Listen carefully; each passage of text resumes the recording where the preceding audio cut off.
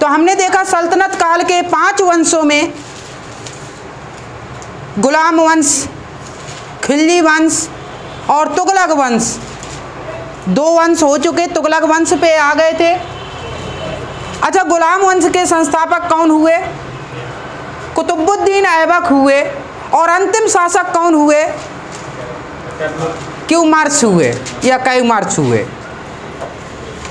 फिर इसके बाद कैमर्स की हत्या करके जलालुद्दीन फिरोज खिलजी गद्दी पर बैठे। कब बैठे? 1290 में। और खिलजी वंश 1320 तक चला। 1320 खिलजी वंश के अंतिम शासक कौन हुए थे? बताइए।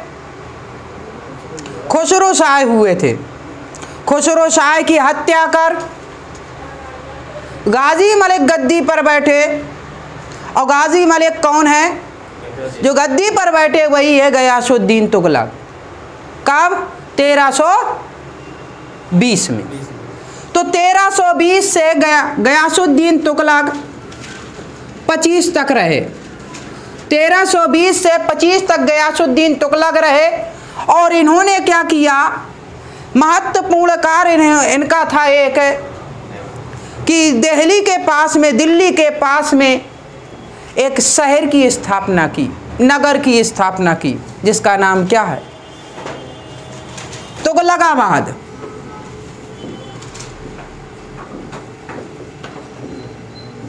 और सीधे पूछा जाता है तुगलकाबाद जो नगर बसाया वो किसने बसाया था? तो गयासुद्दीन तुगलक ने बसाया था। क्लियर है? इसके बाद इन्होंने किसानों के लिए महत्वपूर्ण कार्य किया और इन्होंने सबसे पहले नहरों का निर्माण कराया। किसानों के लिए नहरों का निर्माण कराया गयासुद्दीन तुगलक ने। इन्हीं के कार्यकाल में एक सूफी संत थे जिनका नाम निजामुद्दीन औलिया है। बताया था हमने, निजामुद्दीन औलिया हैं। और निजामुद्दीन औलिया को ऐसा माना जाता है कि इन्होंने 7 शासकों का कार्यकाल देखा। 7। अब 7 शासकों का कार्यकाल निजामुद्दीन औलिया ने देखा था। और 7 शासकों में किसी से नहीं इनकी बनी। निजामुद्दीन औलिया की किसी से पटी ही नहीं। कोई भी बुलाते थे, कभी नहीं जाते थे दरबार में, न किसी से नहीं बनती थी इनकी। उनमें से एक थे गयासुद्दीन तुगलक, भी फेमस हो गए थोड़ा सा। क्यों? क्योंकि ये बंगाल विजय करके आ रहे थे। बंगाल अभियान जो विजय करके आ रहे थे दिल्ली के पास में, इन्होंने खबर भिजवा दी निजामुद्दीन औलिया के लिए कि जितनी जल्दी हो सके तो निजामुद्दीन औलिया दिल्ली छोड़ दें। निजामुद्दीन औलिया के पास जब खबर आई, कहा, तो उन्होंने एक शब्द बोले, हुनूज दिल्ली दूरस्त, अभी दिल्ली दूर है। और इस प्रकार से जहां इन्होंने ऐसे शब्द का प्रयोग किया, पता चला कि दिल्ली आने से पहले, ठीक है, इनकी मृत्यु हो गई। कैसे? लकड़ी का मकान था, उस मकान की छत ढह जाने से इनकी मृत्यु हो गई।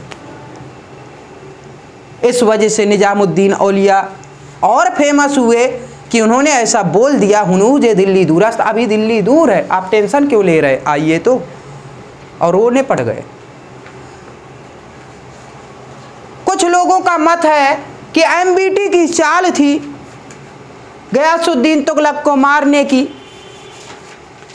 ठीक है, गयासुद्दीन तुगलक की मृत्यु के बाद गद्दी पर कौन बैठा?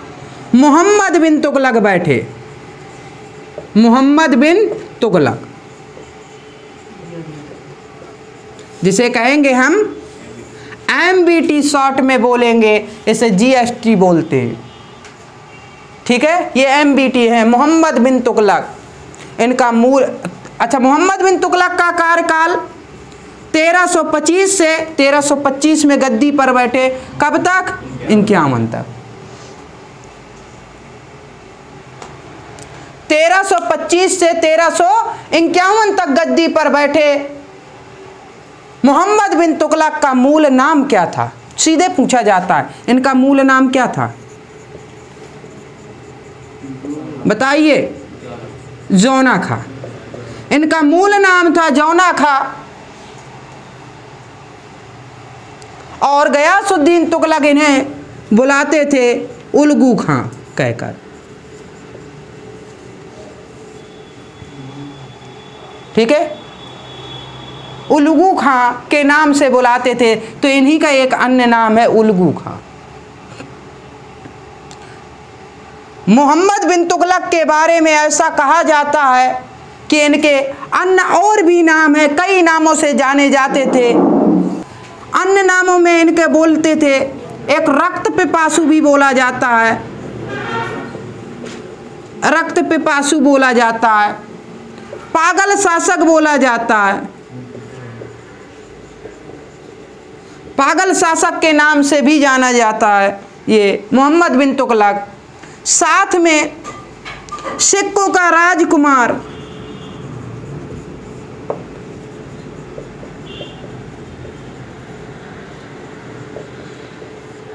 सिक्कों के राजकुमार के नाम से भी जाने जाते थे ये। और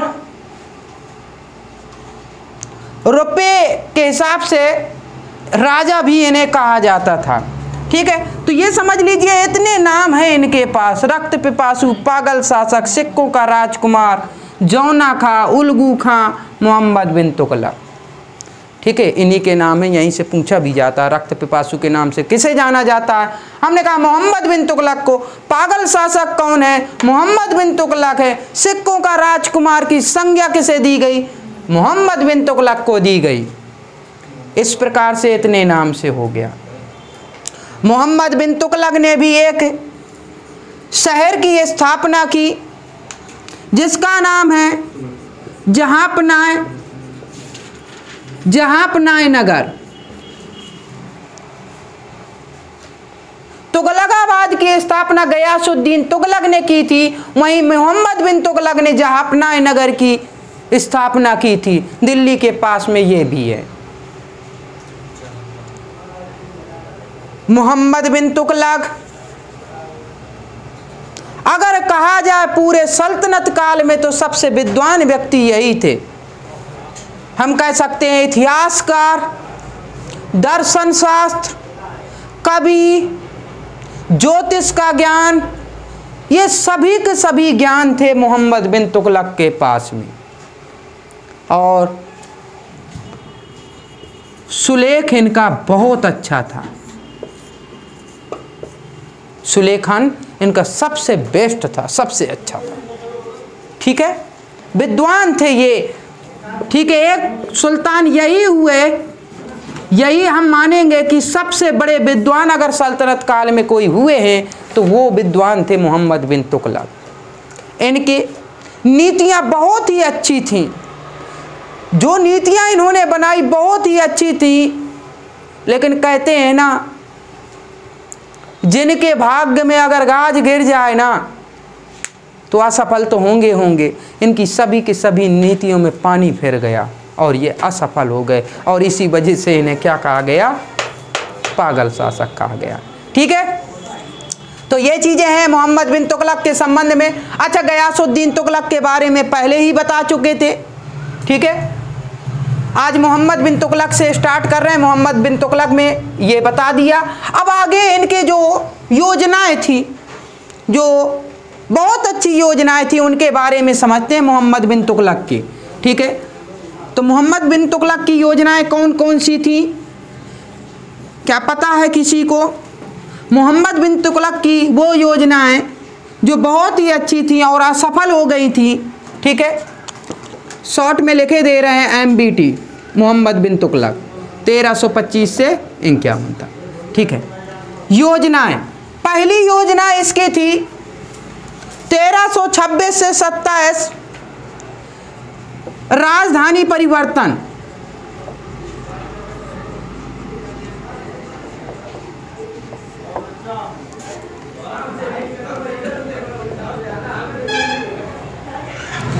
इनकी सबसे पहला कार्य एक था, महत्वपूर्ण कार्य, राजधानी परिवर्तन। राजधानी परिवर्तन क्या था बताइए? राजधानी परिवर्तन कहाँ से कहाँ ले गए थे? दिल्ली थी राजधानी, और दिल्ली से इन्होंने बना दिया देवगिरी। दिल्ली से राजधानी परिवर्तित कर कहाँ ले गए? देवगिरी ले गए। और देवगिरी कहाँ पर है? देवगिरी महाराष्ट्र में है। देवगिरी महाराष्ट्र में है। और इसी देवगिरी का नाम रखा दौलताबाद। इसी देवगिरी का नाम ही दौलताबाद है। क्या एक खिलजी का नाम सुना है? मुबारक खिलजी का नाम। मुबारक खिलजी ने भी देवगिरी का नाम एक बार चेंज किया था। इसने देवगिरी का नाम दौलताबाद रखा, और मुबारक खिलजी ने क्या रखा? कुतुबाबाद रखा था।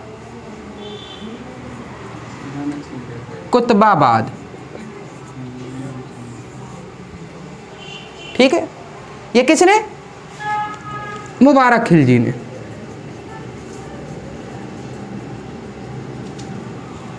ठीक है, तो मुबारक खिलजी ने देवगिरी का नाम चेंज किया था कुतुबाबाद। ये पहले की बात है, खिलजी वंश की बात है। और एमबीटी ने क्या किया? जब राजधानी परिवर्तित किया तो दिल्ली से ले गया देवगिरी, और देवगिरी का नाम चेंज करके रख दिया दौलताबाद। अच्छा, राजधानी चेंज कर दीजिए, कोई बात नहीं है। बात तो यहाँ आती है, मुद्दे की बात यह है कि अपने दरबारी जितने लोग थे उनको तो ले ही गए देवगिरी दौलताबाद, साथ में दिल्ली की जितनी भी जनता थी ना उनको भी ले गए दौलताबाद कि चलो सबके सब चलो। ठीक है, और 40 दिन पैदल चले थे तब दौलताबाद पहुंचे थे। ठीक है, 40 दिन की पैदल यात्रा हुई थी। चाहे गरीब हो चाहे जैसे लोग हों, सबके सब गए थे यहाँ से वहाँ पर। ऐसा माना जाता है कि मात्र देखा गया कि वहाँ पर दिल्ली पूरा सुनसान रह गया था, कोई भी नहीं बचा दिल्ली में। यहाँ तक कुत्ते भी नहीं बचे थे दिल्ली में, सब ले गए थे, जानवर से लगाकर हर चीज ले गए थे। 2 व्यक्ति पाए गए, एक अंधे पाए गए, एक लंगड़े पाए गए। जो नहीं गए थे तो ऐसा कहा जाता है कि जो लंगड़ा था उसको तो मार दिया। ठीक है, जब नहीं गए तो उसे मार दिया, और जो अंधा था उसे घसीट के ले गए। ऐसा कहा जाता है इनके संबंध में कि राजधानी बनाई। और जब यहाँ से गए वहाँ पर, आप ये बताइए भारत का जो मानसून है अलग अलग जगह कैसे एडजस्ट करने में प्रॉब्लम पड़ती है ना।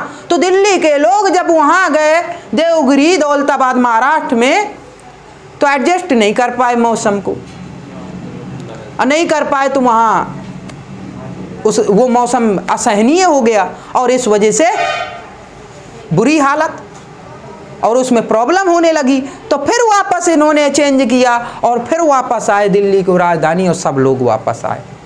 इसी दौरान काफ़ी लोग तो मारे भी गए। इसका परिणाम क्या हुआ? इसका परिणाम ये हुआ कि लोगों के मन में ये ठीक शासक ना लगे। ठीक है, ये ठीक ना लगे, राजधानी परिवर्तन करना और असफल शासक के रूप में सबके नज़र में आना, ये चीज़ माना गया है।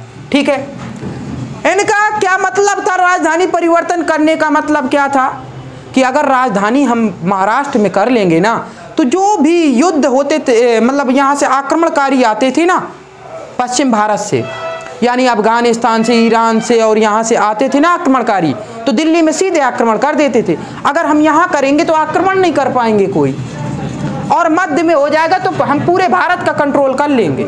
सोच इनकी अच्छी थी कि पूरे भारत पे शासन करना है तो मध्य में रहना चाहिए, और इस वजह से ये यहाँ पर आए थे, लेकिन ये असफल हो गए राजधानी परिवर्तन। दूसरा इनका प्रयोग क्या था?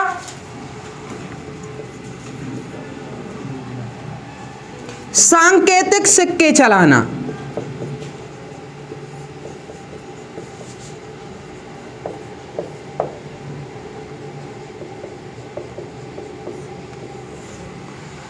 इनकी दूसरी एक योजना थी जो असफल मानी जाती है, सांकेतिक सिक्के चलाए इन्होंने।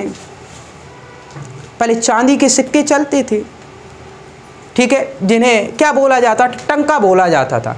चांदी के सिक्कों को टंका बोला जाता था, तो ये टंका चलते थे, ठीक है, चांदी के सिक्के। इन्होंने क्या किया कि उस समय चांदी महंगी हो रही थी, जब सिक्के ढालने लगे चांदी बहुत महंगी हो गई, और जब चांदी सोने से भी महंगी हो गई चांदी, तो इनकी सोच ये थी कि चांदी के सिक्कों को हटाकर और दूसरे मतलब तांबे के सिक्के रख दिया जाए या कांसे के सिक्के रख दिया जाए, ठीक है, जिन्हें जीतल बोला जाता था ना। तांबे के सिक्कों को जीतल बोला जाता था और चांदी के सिक्कों को टंका बोला जाता था।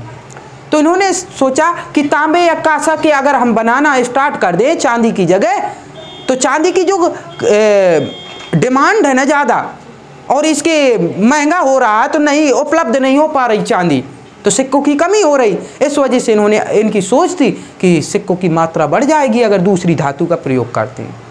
इनकी सोच ठीक थी, लेकिन परिणाम क्या हुआ, इन्होंने जब कांसे के सिक्के बनाने स्टार्ट कर दिए, तांबे और कांसे के, ठीक है, और मान्यता दे दी, तो ऐसा माना जाता है कि घर घर में टकसालें हो गई थी और घर घर में लोग सिक्के बनाने लगे थे। और जब घर घर में सिक्के बनाने लगे तो बताइए रुपए की वैल्यू क्या रह जाएगी। और स्थिति आ गई मुद्रास्फीति की। मुद्रास्फीति पढ़ेंगे इकोनॉमिक्स में। मुद्रास्फीति क्या होती है? मुद्रास्फीति होती है कि हर घर में रुपए की उपलब्धता हो जाना बाजार में, और जब उपलब्धता हो जाएगी, बताइए कि किसी चीज़ की ज़रूरत होगी और हमारे पास रुपए है, मान के चलिए आप लोग ही है, जैसे आप लोगों के पास 8-10 करोड़ रुपए हो जाएगा, तो क्या आप लोग पढ़ेंगे? क्या आपका दिमाग तो लगेगा कि बिजनेस करें? सही है ना? अगर आपके अकाउंट में 2 करोड़ 3 करोड़ हो जाएगा तो बताइए आप पढ़ क्यों रहे हैं? पहले ये तो बताइए किस लिए पढ़ रहे हैं? कि जॉब लगे? मेन उद्देश्य तो जॉब ही है कि जॉब लग जाए, आराम से ज़िंदगी कट जाएगी आगे की, यही चीज़ है ना। अब जॉब लगेगी तो आप कभी सोचे हैं कि अगर डी ग्रेड की जॉब मिल रही है तो कितनी सैलरी बनती है? 26।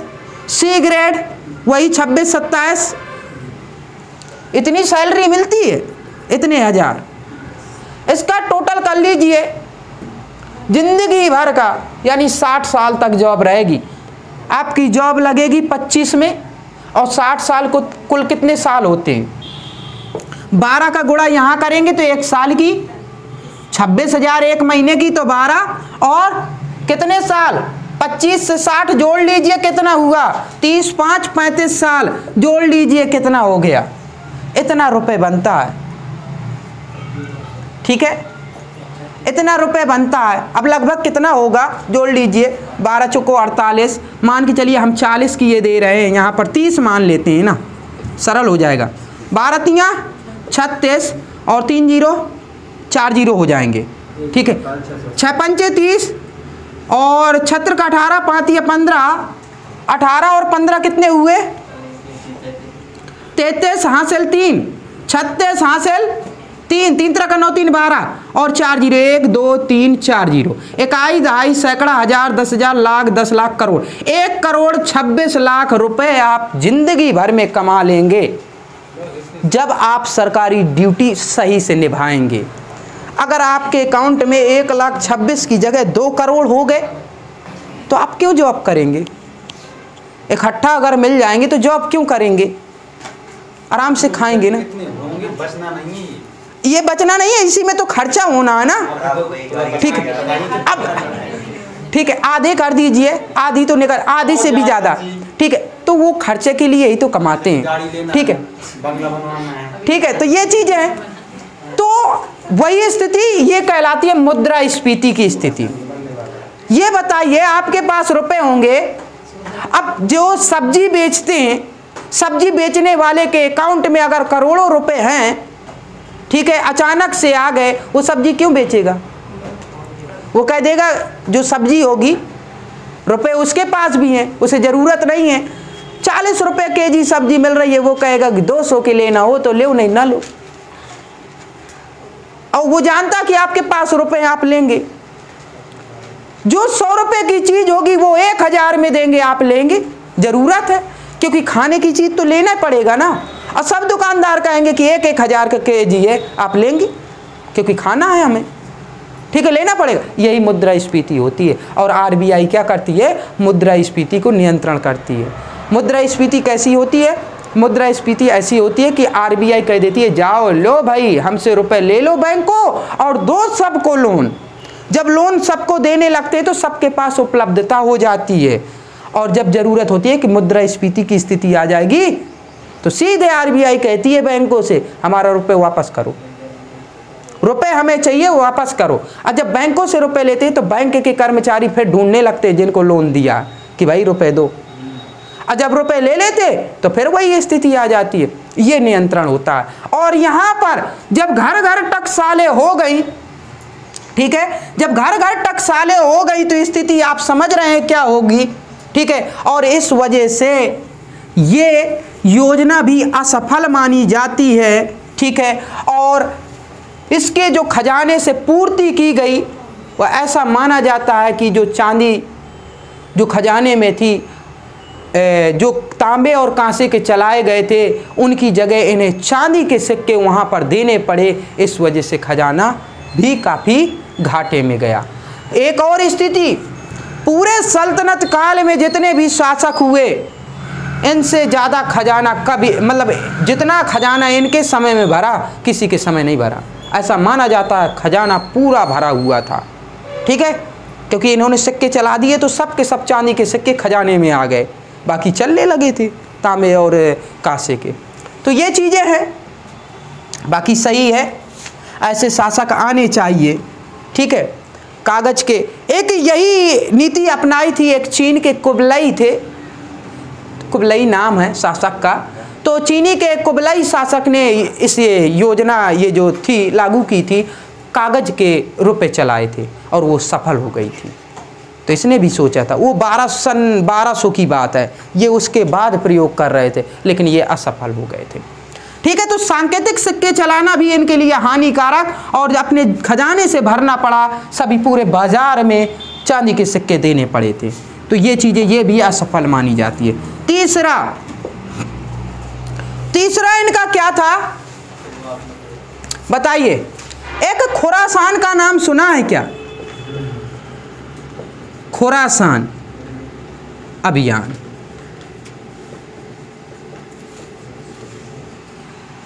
इन्होंने खुरासान अभियान के लिए क्या किया? खुरासान एक मध्य एशिया में एक साम्राज्य था, राज्य था मध्य एशिया में, और ये महत्वपूर्ण स्थान माने रखता है खुरासान।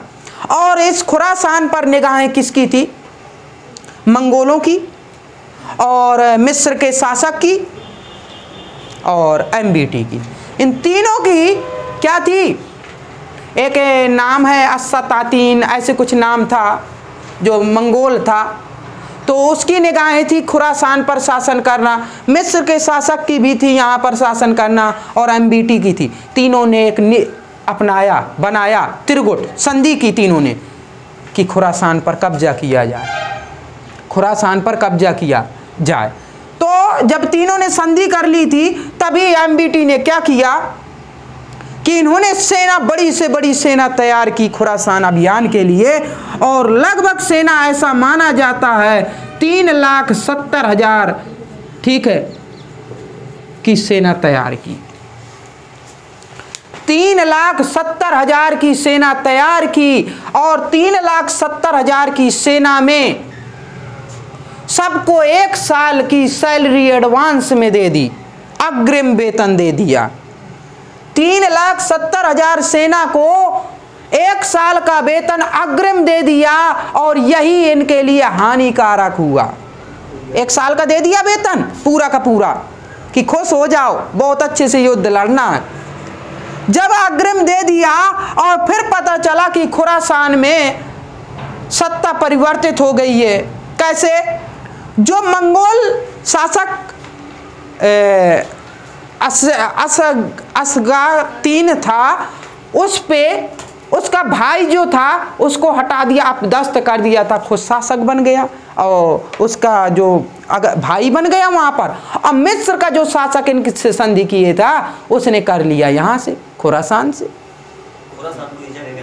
हाँ, खुरासान स्थान का नाम है, मध्य एशिया में बहुत फेमस जगह, ठीक है। तो इससे संधि कर ली मिस्र के शासक ने और यहाँ पर गद्दी में बैठ गए। खुरासान में माना जाता 5-6 साल का एक बच्चा शासन कर रहा था, तो उसको हटाकर 5-6 साल का, भाई कोई शासक जो मजबूत होता है, मान के चलिए मजबूत शासक है, उसकी हत्या हो गई तो जो उसका उत्तराधिकारी होगा उसी को तो बना देते हैं, तो ऐसे बना दिया गया था। अब वो लाभ ये लोग ले रहे थे, लेकिन उस पर उन्होंने संधि करके और एक दमदार शासक बना दिया। जब दमदार शासक बना दिया तो यह असफल रहे और इन्होंने त्याग दिया खुरासान अभियान। जब खुरासान अभियान त्याग दिया तो 3,70,000 की सेना तो सोच रही थी कि हम युद्ध करें। अब कहाँ से युद्ध करें, तो उन्होंने कहा कि ऐसा है भाई, आप लोग जाओ, 1 साल की सैलरी तो पा ही चुके हो, अब जाओ। मात्र 1 लाख सैनिक बचाए अपने पास। जब 1 लाख सैनिक मात्र बचाए और ये 1 लाख सैनिक से फिर एक कराचिल अभियान शुरू किया। एक कराचिल अभियान है। तो देखिए 3,70,000 में 1 लाख सेना अपने पास रखी, बाकी को कह दिया घर जाओ अपने। तो कितनी? 2,70,000। अब 2,70,000 सेना को ट्रेनिंग दिया बहुत अच्छे से। सैनिक अभी आर्मी के अगर ट्रेनिंग दे दी जाए और फिर कह दिया जाए कि अब घर जाओ ट्रेनिंग के बाद, तो ऐसी ही सेना की ट्रेनिंग दी गई और कह दिया घर जाओ। इन्होंने क्या किया, अपना संगठन बनाया इन्होंने और फिर लूटपाट मचाने लगे, अपने ही राज्य में लूटने लगे। अब प्रॉब्लम और फंस गई इसमें। तो ये इस प्रकार से ये भी क्या माना जाता, असफल माना जाता। अब ट्रेंड लोग हो गए ये, तो ये आक्रमण करेंगे ही और चाहते तो ये सब मिलकर तो एक सत्ता स्थापित कर देते, क्योंकि सेना ही तो सब कुछ है। म्यांमार की देख लीजिए, हालत खराब है म्यांमार में। श्रीलंका पाकिस्तान क्या चीज? श्रीलंका की हालत खराब है और वित्तीय आपात लगा हुआ है। और पाकिस्तान के तो इमरान गए, ठीक है, और अफगानिस्तान की तो बात ही क्या करना है, पहले ही यहाँ पर, ठीक है, ठीक है। अब देखते हैं यूक्रेन की बारी है, वो यूरोप का देश है, ठीक है। तो ये हो गया। इसके बाद 1 लाख सेना के साथ में इन्होंने क्या किया, चौथा अभियान देखते हैं, कराचिल अभियान। चौथा अभियान कराचिल अभियान, इसका एमबीटी का कराचिल अभियान। कराचिल अभियान क्या है बताइए? कराचिल अभियान क्या है? कराचिल अभियान ऐसा माना जाता है कि यहाँ पर, ये कहाँ पड़ता है कराचिल बताइए? ये लगभग अलग अलग मत हैं इसके। ये कोई कहता है कि मध्य हिमालय में पड़ता था, कोई कहता है उत्तराखंड कुमाऊं हिमालय में पड़ता था, कोई कहते हैं कि ये कुल्लू कांगड़ा में पड़ता था। तो ये है कराचिल। और यहाँ ऐसा कहा जाता, तो यहाँ पर जो लोग रहते थे राजपूत लोग, यहाँ पर सता रहे थे कौन? चाइनीज लोग, ठीक है, चीनी लोग सता रहे थे। इस वजह से यहाँ पर इन्होंने आक्रमण किया और आक्रमण करने के बाद यहाँ से, तो ऐसा माना जाता है कि ये लोग अच्छे से लड़े भी, ठीक है, और ये ऐसा लग रहा था कि ये जीत जाएंगे, ठीक है। अभियान इनका सफल रहा ये कराचिल अभियान, लेकिन ज़्यादा दिन टिक नहीं पाए इनके सेना, जो सेना थी, क्योंकि आप जानते हैं कि यहाँ की सेना अगर चली जाएगी, ऐसे लोग चले जाएंगे, तो वहाँ के मानसून कैसा है, तो उस मानसून में ये सहन नहीं कर पाई यहाँ के सेना और वापस सेना भाग आई, और इस वजह से ये भी असफल माना गया कराचिल अभियान भी, ठीक है। तो इस प्रकार से कितने अभियान हो गए? 4 अभियान हो गए। एक 5वां अभियान और लिख लीजिए, और ये था दोआब में कर वृद्धि। दोआब में कर वृद्धि।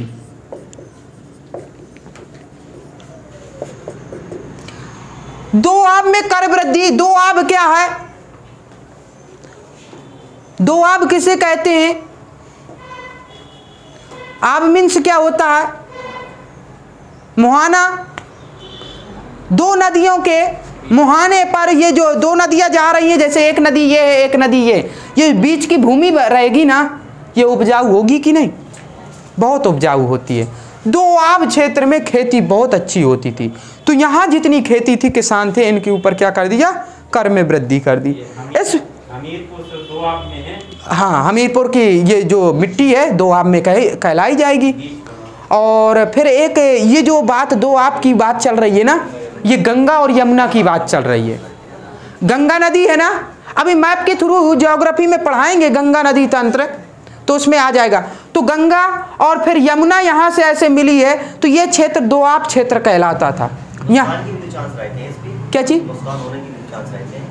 नुकसान होने के चांस रहते हैं। अब तो तकनीकी आ गई, ठीक है, लेकिन पहले क्या था, सब के सब लोग वर्षा पर निर्भर होते थे। और यहाँ बड़ी नदियाँ यदि हैं तो पानी हमेशा बना रहता था, तो लोग पानी की पूर्ति कर लेते थे। आप ये समझिए कि हाँ, ये तो होता ही है, बरसात बचा ली तो बताइए फिर क्या खतरा है? मेन तो बरसात बस है ना। हाँ, बाकी गर्मियों में देखिए फिर सब्जी कैसी लगती है नदियों के किनारे किनारे, तो फायदा ही फायदा है, भूमि उपजाऊ होती है। फिर इसमें ज्योग्राफी में पढ़ेंगे मिट्टी के संदर्भ में, खादर बांगर की जो भी मिट्टी के प्रकार है, खादर और बांगर, जलोढ़ मृदा के प्रकार है, कैसी मिट्टी होती है, कितनी उपजाऊ होती है, ये सब विस्तार से पढ़ेंगे उसमें ज्योग्राफी में। तो दोआब में कर वृद्धि कर दी कि अच्छी भूमि है, और जब कर दी यहाँ पर, और ये मत अलग अलग मिलते हैं। कोई कहता है कि 10 से 20 गुना बढ़ा दिया कर, कोई कहता है कि 3 से 4 गुना, कोई कहता कि 2 गुना बढ़ा दिया, कर में वृद्धि कर दी। ठीक है, निश्चित प्रूफ नहीं मिलता, लेकिन ये निश्चित है कि कर में वृद्धि कर दी थी। लगान में, लगान जानते हैं ना, उसमें वृद्धि कर दी। और ऐसा हो गया कि जब इन्होंने कर में वृद्धि कर दी, उसी वर्ष वर्षा नहीं हुई, अकाल पड़ गया। और जब अकाल पड़ गया तो किसान कहाँ से दे पाए? ठीक है, तो किसानों ने क्या किया? विद्रोह कर दिया। विद्रोह कर दिया, लेकिन इनसे जबरदस्ती लिया लगान, कर लिया जबरदस्ती, लेकिन इन्होंने विद्रोह कर दिया। जैसे तैसे दिया लोगों ने, किसानों ने दिया। बाद में राहत के लिए इन्होंने काफ़ी मदद भी की। ठीक है, ये काफ़ी अच्छे थे, MBT अगर कहा जाए काफ़ी ठीक ठाक भी थे, इन्होंने मदद भी किया। ठीक है, इस प्रकार से हमने 5 योजनाएं बता दी, इनकी जो असफल रही महत्वपूर्ण योजनाएं, यहाँ से क्वेश्चन बनते हैं। इन्होंने किसानों के लिए एक दीवाने कोही स्थापित किया। ये एक विभाग है, ये विभाग है कौन सा? कृषि विभाग है। ठीक है, दीवाने कोही, ठीक है, ये कृषि विभाग स्थापित किया। नहीं, ये 5 योजनाएं हैं, ये अलग से अलग पॉइंट है ये। हाँ, कृषि विभाग, ये एक इनका ये है कि कृषि विभाग की स्थापना इन्होंने की। और कृषि विभाग का मतलब क्या? ये दीवाने कोही के नाम से एक विभाग स्थापित किया था। फेमस है इनका, दीवाने कोही किसने स्थापित किया था? तो ये MBT ने, मोहम्मद बिन तुगलक ने स्थापित किया था। क्लियर है? ये MBT की बातें हैं जो भी। इसके बाद 1351 में इनकी तबीयत खराब हो गई। ठीक है, और तबीयत थट्टा में एक अभियान में गए थे, तो थट्टा पड़ता है, थट्टा में इनकी तबीयत खराब हो गई और वहीं पर निपट गए। ठीक है, ये MBT की मृत्यु हो गई 1351 में। फिर इसके बाद एक आते हैं FST। इसके बाद कौन आते हैं? फिरोज शाह तुगलक आते हैं। ठीक है, अब पढ़ते हैं फिरोज शाह तुगलक के बारे में।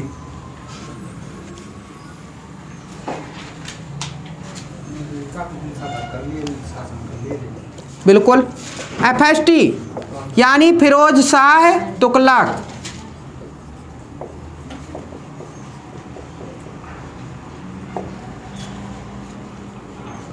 कब से? 1351 से बताइए कब तक? 87 या 88 तक मिलता है, 87-88 दोनों मिल जाता है। तो फिरोज शाह तुगलक का कार्यकाल था 1351 से 87 तक, और फिरोज शाह तुगलक को ही कहा जाता है सल्तनत काल का अकबर। इन्हें कहा जाता है सल्तनत काल का अकबर, या कह सकते अकबर का पूर्वगामी।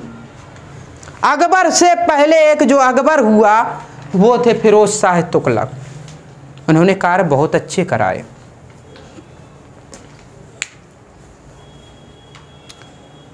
इनके पिता का नाम फिरोज शाह तुगलक के पिता का नाम रज्जब, जो कि गयासुद्दीन तुगलक का भाई था। रज्जब गयासुद्दीन तुगलक का पुत्र हुआ मोहम्मद बिन तुगलक। अब मोहम्मद बिन तुगलक यानी कौन था? फिरोज शाह तुगलक का चाचा था। जौना खां इसका चाचा था, ठीक है, नहीं भाई हो जाएगा, भाई हो जाएगा। और गयासुद्दीन तुगलक, ठीक है, तो रज्जब चाचा हो गया एमबीटी का, ऐसा कह सकते। गयासुद्दीन तुगलक का छोटा भाई था कौन? रज्जब था, ठीक है, रज्जब था। और रज्जब तो वो छोटा था और ये गयासुद्दीन तुगलक का पुत्र हुआ मोहम्मद बिन तुगलक, और इसकी मृत्यु, इसका कोई पुत्र नहीं था, उत्तराधिकारी ही नहीं था मोहम्मद बिन तुगलक का। इस वजह से क्या किया इन्होंने? फिरोज शाह तुगलक को बना दिया रज्जब के पुत्र को, ठीक है। फिरोज शाह तुगलक एक हिंदू माँ का बेटा था, ठीक है, राजपूत। रज्जब ने राजपूत महिला से शादी की और उन्हीं का बेटा था फिरोज शाह तुगलक। और इसी कारण बस जब इन्हें शासक बनाया गया फिरोज शाह तुगलक को, इसी वजह से, हिंदू माँ की वजह से इन्होंने ये कट्टर मुसलमान हुए। फिरोज शाह तुगलक कट्टर मुसलमान हुए। इसका कारण जानते हैं क्यों? माँ हिंदू थी लेकिन पिता रज्जब मुस्लिम थे, लेकिन ये इनके कट्टर होने का कारण क्या था? क्योंकि लोगों ने इन्हें, यानी अमीर जो लोग थे, उलेमा लोग थे, उन्होंने इसे शासक बनाया। तो उनकी वाह लूटने के लिए कि ऐसा ना हो हमें शासक से अपदस्थ कर दें ये लोग, इस वजह से वो हमेशा किस पक्ष में रहे? इस्लाम धर्म के पक्ष में। और कौन सा? वो भी सुन्नी पक्ष में थे ये, सुन्नी धर्म। यानी अगर कहा जाए ना कट्टर सुन्नी की बात करें तो औरंगजेब सबसे कट्टर हुए, औरंगजेब से पहले ये थे FST, ठीक है। तो ये चीज़ें मिलती हैं फिरोज शाह तुगलक के बारे में। फिरोज शाह तुगलक सल्तनत काल का अकबर कहलाया। इसका मतलब इसने कार्य बहुत कराए। और इसने कार्य क्या कराया? बहुत अच्छे कार्य, जिनमें से एक रोजगार देना।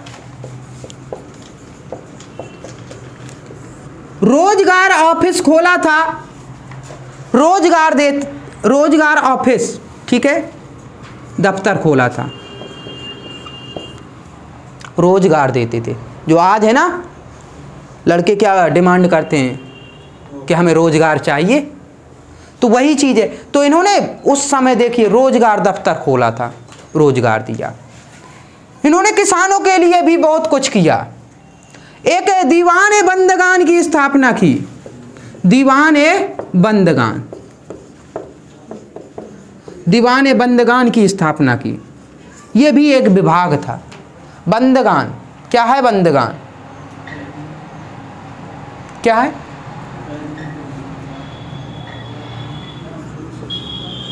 दीवान खैरात,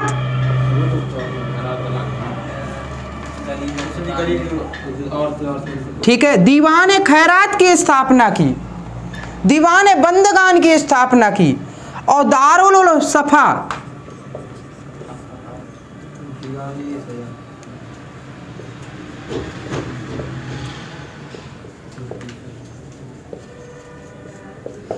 ये तीन ये हो गए। इन्होंने ये स्थापना की। दीवान बंदगान क्या है? बंदगान यानी दास बनाना, ठीक है। तो ये चीज़ें थी। ऐसा कहा जाता है कि FST के समय पूरे सल्तनत काल में सबसे ज़्यादा दास अगर थे तो FST के कार्यकाल में थे। सबसे ज़्यादा दास कितने? 1,80,000 दास थे। 1,80,000 दास माने जाते हैं इनके शासनकाल में थे, सबसे ज़्यादा दास। ठीक है। दीवान खैरात, खैरात आप जानते होंगे, जो गरीब लोग होते थे ना उन्हें रुपए पैसे देना, ठीक है, खैरात बांटना। तो ये खैरात विभाग की स्थापना की थी। गरीब लोगों के, जो भी गरीब लोग होते थे, बच्चे होते थे, महिलाएं होती थी या विधवा वगैरह, उन्हें ये दीवान खैरात मतलब बांटते थे खैरात, ठीक है। तो ये भी एक अच्छा कार्य है। दारुल सफा यानी एक हॉस्पिटल, अस्पताल की बात करें, इन्होंने अस्पताल की स्थापना की।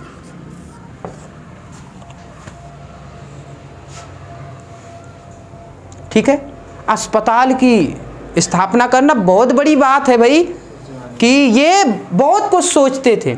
इन्होंने क्या किया, और सड़कों पर पेड़ वगैरह लगवाए, राहगीरों के लिए व्यवस्था कराई, तालाब खुदवाए, कुएं खुदवाए, बहुत सारे, बहुत से कुएं खुदवाए, तालाब खुदवाए, किसानों के यानी पानी की व्यवस्था हो जाए, ठीक है, और कुएं खुदवाए कि राहगीरों को पानी की सुविधा हो जाए, पेड़ लगवाए, बाग लगवाए। ऐसा कहा जाता है कि इन्होंने बाग लगवाए, लगभग 12,000 बाग लगवाए, माने रखते 12,000 बाग लगवाना, ठीक है। इन्होंने 5 बड़ी नहरों का निर्माण कराया, 5 बड़ी नहरों का निर्माण किसानों के लिए, ठीक है। ये इनके कार्य हैं। फिरोज शाह तुगलक क्यों फेमस है, क्यों सल्तनत काल का अकबर कहा जाता है, इन कारणों से। 5 बड़ी नहरों का निर्माण कराया, हमने कहा बाग लगवाए, बगीचे, ठीक है, और कुएं खुदवाए, तालाब खुदवाए इन्होंने। साथ में बहुत से नगर, लगभग 300 नगर बसाए, 300 नगर बसाए। 300 नगर में से कुछ फेमस है, जैसे हिसार, फतेहाबाद,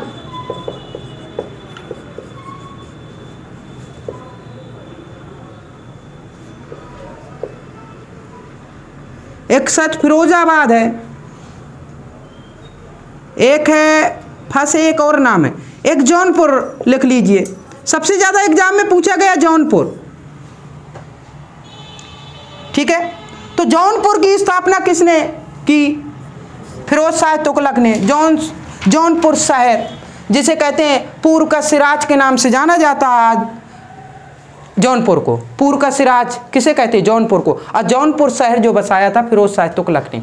जौनपुर को बाद में ऐसा कहा जाता है स्वतंत्र राज्य के बनाया था, वो मलिक सरवर ने घोषणा कर दी थी, ठीक है, ठीक है। और फतेहाबाद है शायद, फतेहाबाद तो लिख गया, ठीक है। फिरोजपुर वगैरह ऐसे एक और है, ठीक है। तो ऐसे 4-5 ये हो गए, लेकिन 300 नगर बसाए, माने रखते हैं 300 नगर बसाना, ये चीजें। फिरोज शाह है, लिखा है क्या, ठीक है।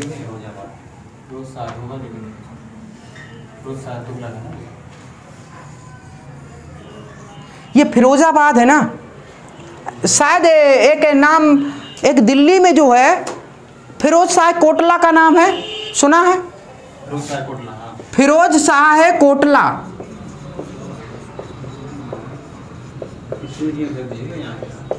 फिरोज शाह कोटला, आज यहाँ पर क्रिकेट खेला जाता है, दिल्ली में एक स्टेडियम है फिरोज शाह कोटला, ये इन्हीं का है, ठीक है। फिरोज शाह तुगलक की देन है, जो फिरोज शाह कोटला नाम बदल गया, कोटला और हो गया, ठीक है। तो ये इसी की देन है। तो अब आप अरुण जेटली हो गया इसका नाम, अब अरुण जेटली हो गया, हाँ, तो इन्हीं की देन है, इन्होंने बसाया, फिर इसमें इसका नाम चेंज हुआ, फिरोज शाह कोटला स्टेडियम रख दिया गया, ठीक है। ये दिल्ली में है, ठीक है। तो ये चीजें हैं फिरोज शाह तुगलक के बारे में। और कुछ, हाँ, कुछ नदी तालाब जब खुदवा रहे थे, नदी कह रहे हैं, कुएं और तालाब खुदवा रहे थे ना, तो एक है, एक नाम सुना होगा, हौज शमसी।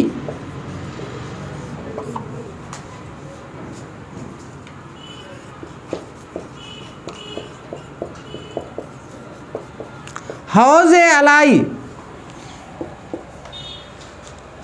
तो हौज शमसी किसने बनवाया था? एग्जाम में पूछ चुका क्वेश्चन। हौज शमसी किसने बनवाया? तो हमने कहा इल्तुतमिश। इल्तुतमिश, ये थोड़ा सा बहुत अच्छा क्वेश्चन है। हौज शमसी का निर्माण इल्तुतमिश ने कराया और हौज अलाई, अलाई से मतलब अलाउद्दीन खिलजी। इसमें लिखना है। हाँ बिल्कुल है, अलाउद्दीन खिलजी। तो हौज शमसी इल्तुतमिश ने बनवाया और हौज अलाई अलाउद्दीन खिलजी ने बनवाया। ये क्या है? हौज जानते हैं, हौज तो जानते हैं, पानी भरा जाता है तो पीने के लिए राहगीरों के लिए इन्होंने इल्तुतमिश ने ये व्यवस्था की थी। हौज शमसी का निर्माण कराया था और हौज अलाई का निर्माण अलाउद्दीन खिलजी। लोगों ने क्या किया? बहुत बड़ा हौज था। लोगों ने क्या किया? इसको मतलब मिट्टी डालकर पूरा बराबर कर लिया और उसी पे खेती करने लगे थे। अलाई नाम है, अलाउद्दीन खिलजी। फिर इन्हीं के नाम पे अलाई दरवाजा का नाम है, तो अलाउद्दीन खिलजी, तो हौज अलाई बोल देते हैं। ठीक है, ठीक है। तो जो भी है तो हौज अलाई है इसका नाम। तो ये भी एक हौज टाइप में काफ़ी बड़ा हौज था, पानी की व्यवस्था होती थी, हम कह सकते तालाब नुमा एक तरीके से। इसमें लोगों ने क्या किया? मिट्टी से इसे पूर दिया पूरा का पूरा बराबर और इसी में खेती करने लगे। तो फिर FST ने क्या किया? फिरोज शाह तुगलक ने फिर से इसे मिट्टी हटवाकर फिर से पानी की व्यवस्था कराई। ये चीज़ें हैं। तो फिरोज शाह तुगलक ने क्या किया? हौज शमसी को दोबारा से चालू कराया, हौज अलाई को भी दोबारा से शुरू कराया और फिरोज शाह तुगलक ने एक और काम किया। कुतुब मीनार का नाम सुना है? बताइए, कुतुब मीनार का नाम सुना है? कुतुब मीनार की स्थापना जो बनवाया था, नींव किसने डाली थी? कुतुबुद्दीन ऐबक ने। किसकी याद में? कुतुबुद्दीन बख्तियार काकी की याद में दिल्ली में। तो ये कुतुब मीनार की नींव रखी और पूर्ण करवाया था इल्तुतमिश। बाद में विद्युत गिर जाने से, बिजली गिर जाने से एक मंजिल ध्वस्त हो गई। 4 मंजिलों में से एक मंजिल ध्वस्त हो गई तो बची कितनी? 3। तो फिरोज शाह तुगलक ने पुनरुद्धार किया, पुनर्निर्माण कराया। अब पुनर्निर्माण कराकर एक मंजिल और एक्स्ट्रा बना दी। ठीक है, तो कुतुब मीनार का पुनर्निर्माण कराया किसने? फिरोज शाह तुगलक ने। ये चीजें हो गई। ठीक है, तो इस प्रकार से फिरोज शाह तुगलक इस वजह से फेमस है। इनके कार्य देख लीजिए कितने अच्छे कार्य हुए और किसी भी शासक ने इतने कार्य नहीं कराए। आप खुद देख सकते हैं कि हमने जितना भी पढ़ाया तो इतने कार्य किसी शासक ने नहीं कराए। तब इस वजह से कहा जाता है कि सल्तनत काल का ये अकबर थे फिरोज शाह तुगलक। एक चीज और, हाँ बिल्कुल, एक मोहम्मद बिन कासिम का नाम सुना? 3 आक्रमणकारियों में हमने बताया था। पहले नंबर पे 712 में अरब आक्रमणकारी सिंध पर आक्रमण दाहिर के खिलाफ किया था मोहम्मद बिन कासिम, और यहाँ से शुरू किया था उन्होंने कौन सा कर?